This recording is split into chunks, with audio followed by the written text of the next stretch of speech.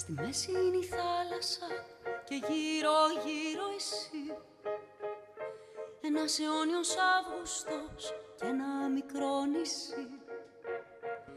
Στην άμμο πάνω... Κυρίες και κύριοι, σήμερα κοντά μας η Νατάσα Μπουφίλιου. Ευχαριστώ πάρα πολύ. Καλώς όρισες, λοιπόν. Ευχαριστώ. Σβήνουνε τα κύματα, τα φτιάχνουμε ξανά. Ποτέ ξανά δεν θαύμασα τόσο πολύ μια θάλασσα. Ποτέ ξανά δεν ένιωσα πως πήρα όσα που ανήκω. Με ρωτάς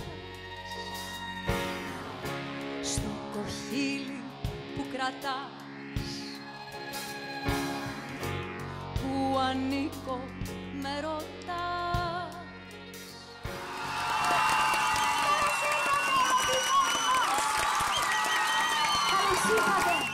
Στη μέση είναι η θάλασσα και γύρω γύρω εσύ.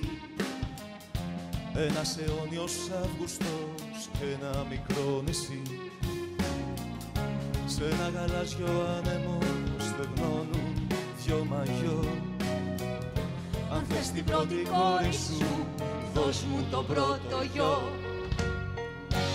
Ποτέ ξανά δεν θαύμασα τόσο πολύ μια θάλασσα. Ποτέ ξανά δεν ένιωσα πως πήρα όσα έδωσα. Ποτέ ξανά δεν θαύμασα.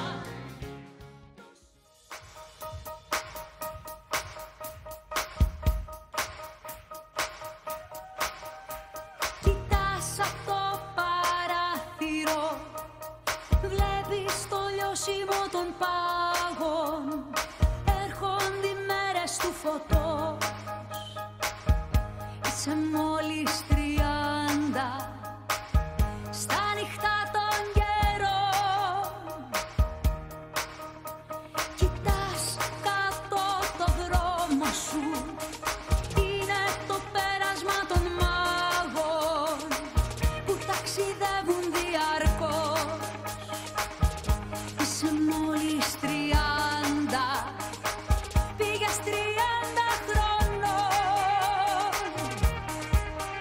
Από κάπου έρχεται μια μακρινή μουσική, σε ξεσηκώνει.